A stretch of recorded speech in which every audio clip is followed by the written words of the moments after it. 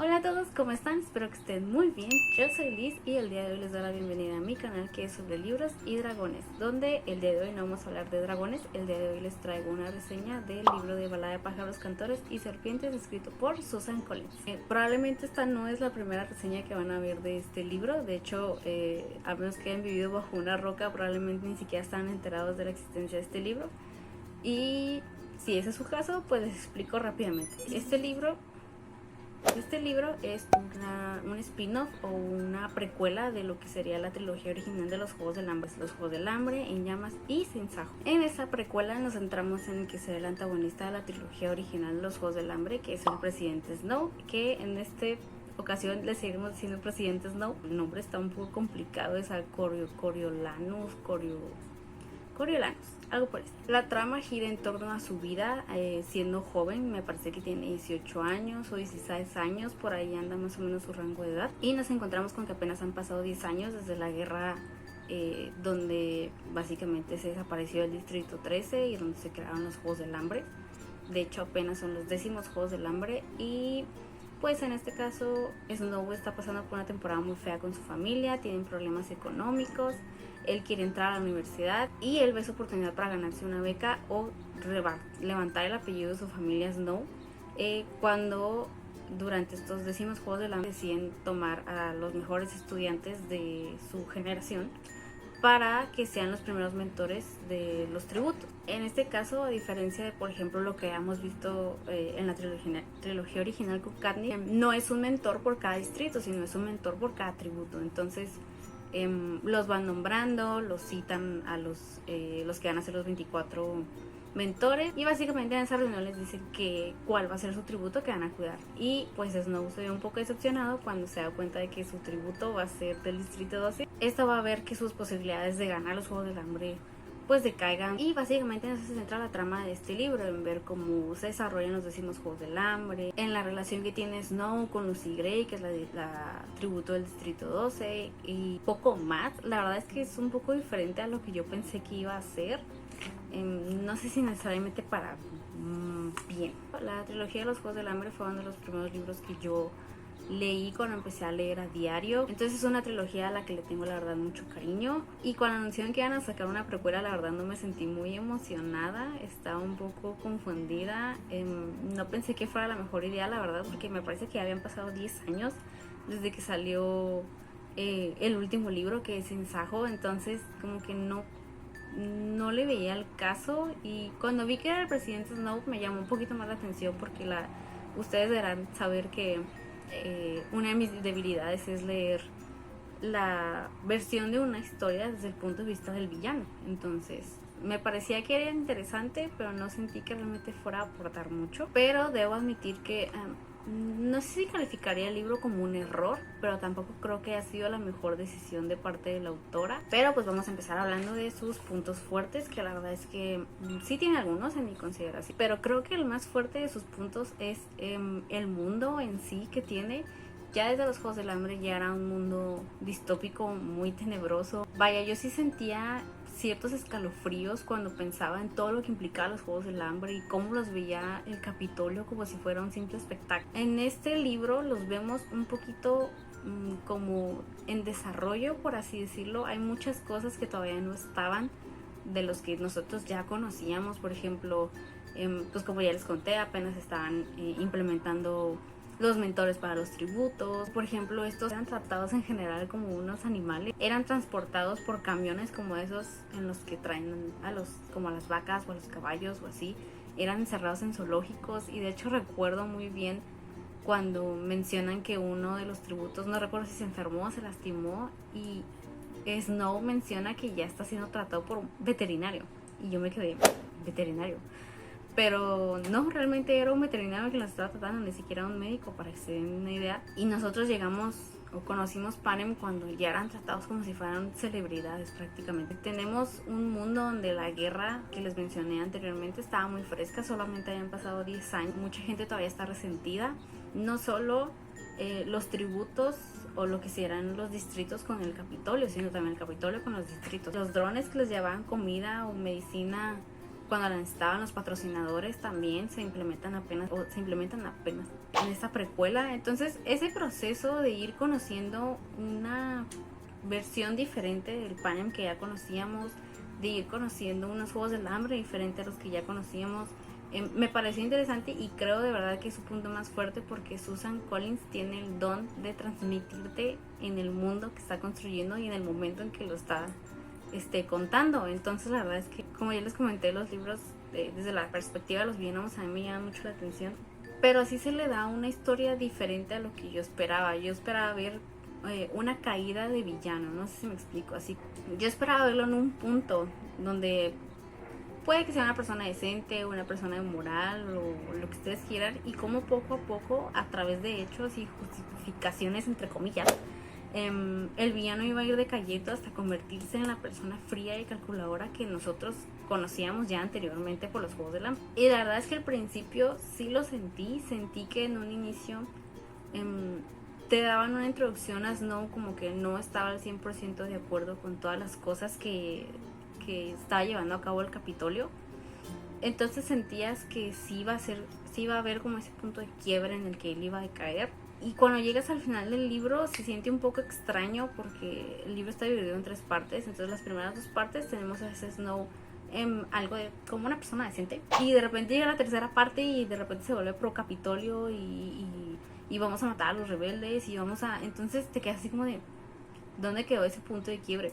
Pero cuando terminé el libro y me puse a analizarlo para escribir la reseña para este video, me di cuenta que en realidad Snow nunca fue una persona decente. Te das cuenta que cuando te pones a analizar las acciones del personaje desde el principio, te das cuenta que la mayoría, y si no es que todas, nunca fueron hechas en pro de Lucy Gray, por ejemplo, como te lo hace ver él durante el proceso de los Juegos del Hambre, sino todo es por él, por decir, tengo que ganar los Juegos del Hambre para que a mí me den una beca, para que a mí me den prestigio, para que a mí me dé renombre. Entonces realmente siento que nunca estuvo realmente ese interés por Lucy Gray, sino solamente era él intentando ganar por él mismo y no porque realmente le interesara su tributo. Lo vemos también en su relación con su mejor amigo, que me parece que se llama Sejanus. Yo ya lo voy a decir Sejanus porque creo que es Sejanus. Esa es otra cosa, que los nombres de este libro a veces ni siquiera sabía cómo pronunciarlos, y yo probablemente lo notarán a lo largo de este video porque los estoy pronunciando como Dios me está dando a entender. Su relación con Sejanus, la verdad es que también desde un inicio sacaba su lado más hipócrita.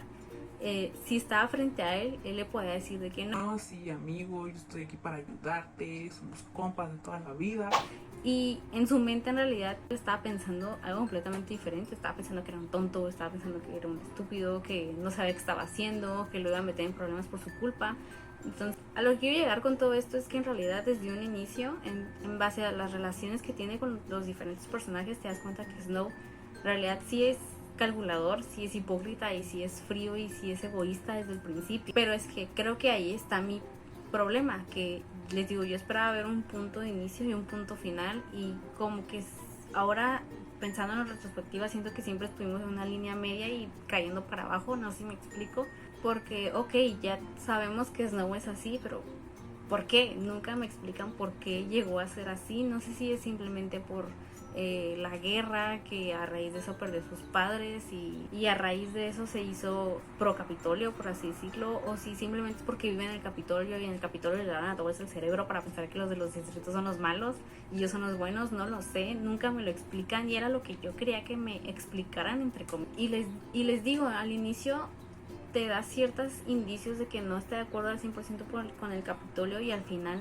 sí, y desencadena una serie de hechos y sucesos en los que muestra que está de acuerdo con el Capitolio. Entonces realmente tampoco hubo una razón ahí, y la única explicación que yo le encontré para llegar de punto A a punto B en el caso de su opinión con el Capitolio fue su relación con otro personaje, que es la doctora Gao. Y es que hay una parte en donde ella le encarga ella es básicamente su profesora, ¿no?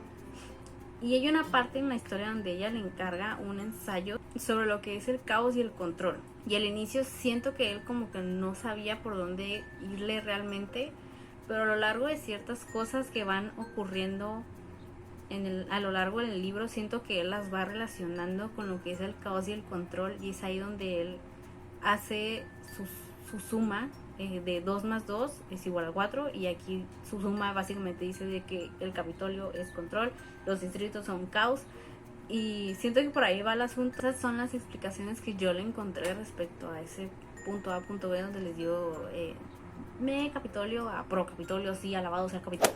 No sé si estoy bien, tal vez la interpretación que yo le di está errónea, pero pues para eso también ustedes pueden dejarme aquí abajo en los comentarios qué sintieron con respecto al libro. No les voy a dar spoilers, obviamente, ni detalles de ciertas escenas donde yo creo que fue donde él relacionó esa simple tarea que le dejaron, donde nada más era hacer un ensayo sobre el caos y control y sobre la guerra que acaban de vivir, para que él se terminara convirtiendo en la persona que era o es actualmente. La verdad es que al inicio me estaba gustando bastante. La primera parte no sé si tiene que ver, la primera y la segunda parte no sé si tiene que ver con que se trata más el punto fuerte que les comenté al principio, que es el mundo y el desarrollo del Capitolio y de Panem en un punto en su historia donde nosotros no lo conocíamos. Sentí que el ritmo iba bien, me entretenía, la verdad es que se leía muy rápido, pero a partir de la tercera parte sentí que todo decayó muy raro. Sentí que la parte de preparación para los juegos, estar en los juegos, fue lenta, pero a un buen ritmo. No sé si eso tiene sentido, me estoy explicando. Y desde que parten a los Juegos del Hambre hasta que se terminan y se tiene un ganador, fue un poco acelerada, pero tampoco la sentí mal.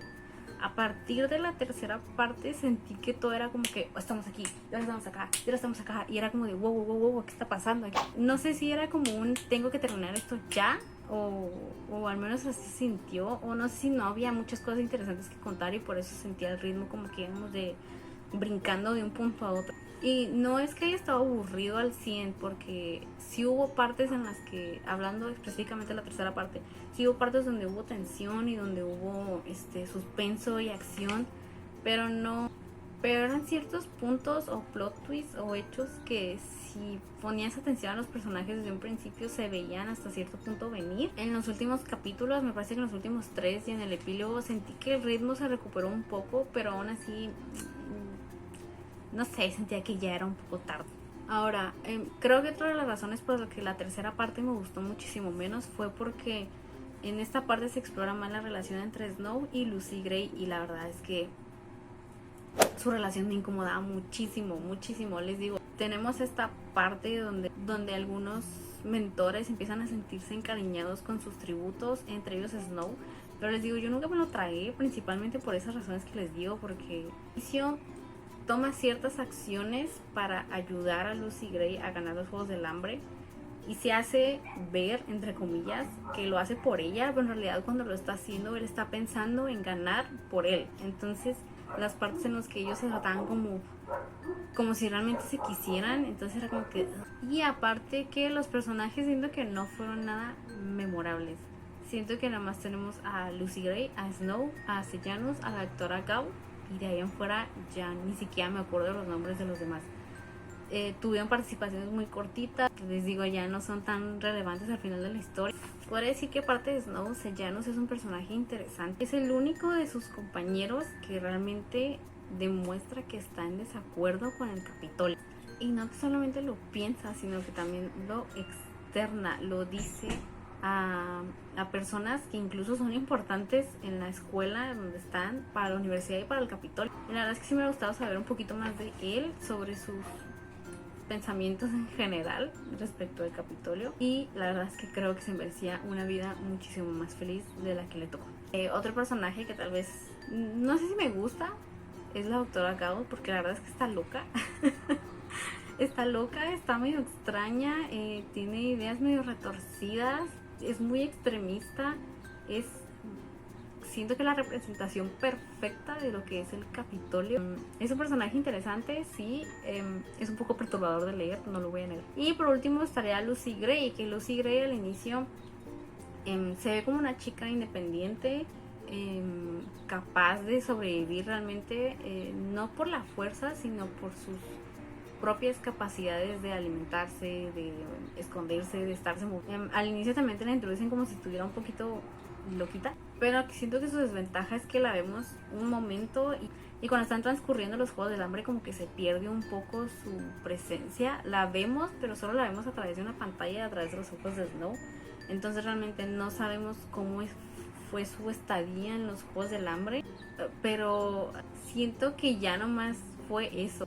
Su personaje se resumió en su relación con Snow y siento que tal vez se le pudo haber sacado un poquito más de jugo a su historia. Como mi calificación final le di 3.25 estrellas. Está bien, está muy no tiene mucho que destacar, tampoco siento que tiene tantos puntos malos, pero solamente lo recomendaría si eres realmente un fan de la saga original de los Juegos del Hambre y si te llama la atención o te da curiosidad leer este libro sobre Snow, porque en general siento que no aportó gran cosa, no siento que haya sido relevante, no siento que haya sido necesario.